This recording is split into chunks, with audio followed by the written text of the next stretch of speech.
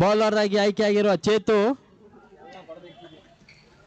30 ಎಸೆತ 62 ಓಟ ಬರಬೇಕಾಗಿದೆ ಹೆಬ್ಬಾಳ ತಂಡಕ್ಕೆ. ಪ್ರತಿ ಓವರ್ನಲ್ಲಿ 1 ರಿಂದ 2 ಸಿಕ್ಸರ್ಗಳ ಅನಿವಾರ್ಯತೆ.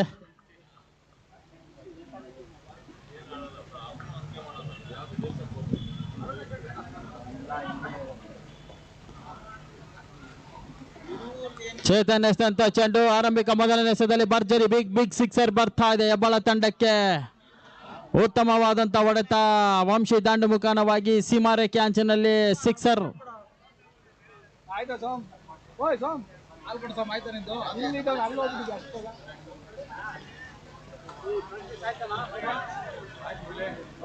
ಇನ್ನೂ 3 ಮ್ಯಾಚ್ ಐತೆ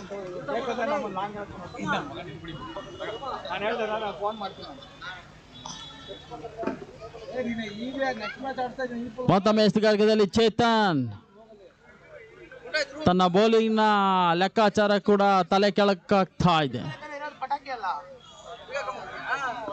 ಮಾತೊಂದು ಸುಂದರತೆ ಎಸೆದ ಬ್ಲಾಕ್ ಹೋಲ್ ಆದ ಚೆಂಡು ವಂಶಿ ವಿಕೆಟ್ ಉದ್ದರಿಯಾಗ್ತಾ ಇದೆ ಹೆಬ್ಬಾಳ ತಂಡಕ್ಕೆ.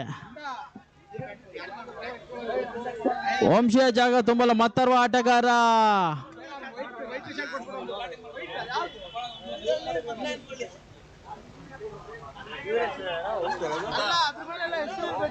ಎಲ್ಲ ಮಾತಾಡ್ತಾರೆ ಪುಟ ಯೂಟ್ಯೂಬ್ ಅಲ್ಲಿ ಎಲ್ಲ ಮಾತಾಡೋದ ಕೆಲಸ.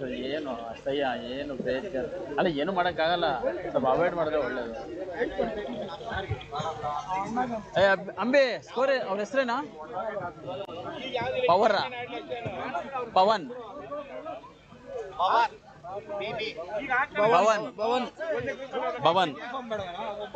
ವಂಶಿಯ ಜಾಗ ತುಂಬಲು ಮತ್ತರ್ವ ಆಟಗಾರ ಭವನ್.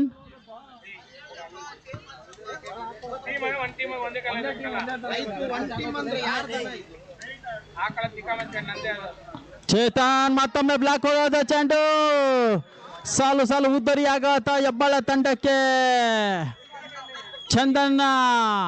ಚೇತನ್ನ ಒಂದು ಮಾರಕ ದಾಳಿಗೆ ಹೆಬ್ಬಾಳ ಉದ್ದರಿಗಳು ತಲೆ ಕೆಳಕ್ತಾ ಇದೆ, ನೆಲ ಕಸ್ತಾ ಇದೆ.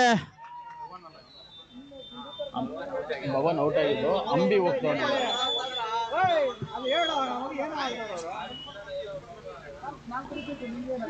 ಹೆಬ್ಬಾಳ ತಂಡದ ಆಟದ ಲೆಕ್ಕಾಚಾರ ತಲೆ ಕೆಳಕಾಗ್ತಾ ಇದೆ.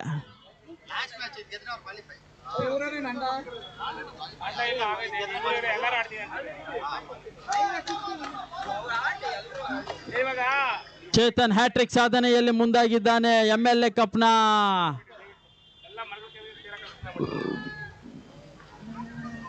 ಫುಲ್ ಟಾಸ್ ಆದ ಚೆಂಡು ಅಂಬಿ ದಾಂಡು ಮುಖಾನವಾಗಿ ನೇರವಾಗಿ ಗೂಟ ರಕ್ಷಕ ಕೈ ಸೇರ್ತಾ ಇದೆ. ಒಂಟಿ ಓಟ ಪೂರೈಕೆ ಕೂಡ ಕಾಣಿಸ್ತಾ ಇದೆ. ಉತ್ತಮವಾದಂತ ಹೊಡೆತ ಕೂಡ. ಮತ್ತೊಮ್ಮೆ ಚೇತನ್ ಭರವಸೆಯ ಬೌಲಿಂಗ್ ಕೂಡ ಮಾಡ್ತಾ ಇದ್ದಾನೆ.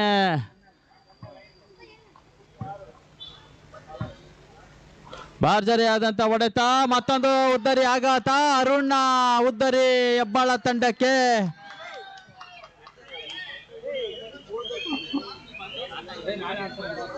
ಅರುಣ್ನ ಜಾಗ ತುಂಬಲು ಮತ್ತೊಬ್ಬ ಭರ್ಜರಿ.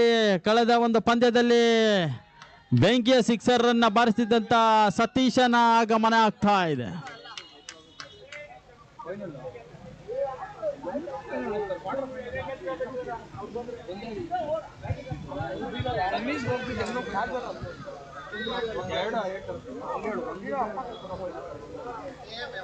ಹೆಬ್ಬಾಳದ ಲೆಕ್ಕ ಅಂಶಗಳು ತಲೆ ಕೆಳಗಾಗ್ತಾ ಇದೆ.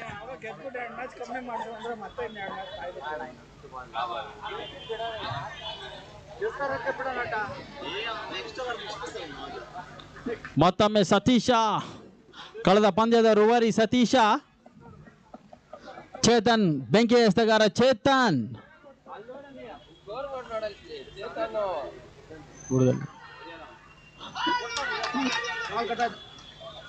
ಬ್ಯಾಟಿನ ಅಂಚಕ್ಕೆ ಬರೆದು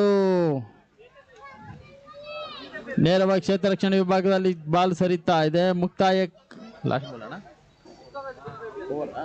ಮುಕ್ತಾಯ ಕಂಡ ತಂಡದ ಮೊತ್ತ ಕೂಡ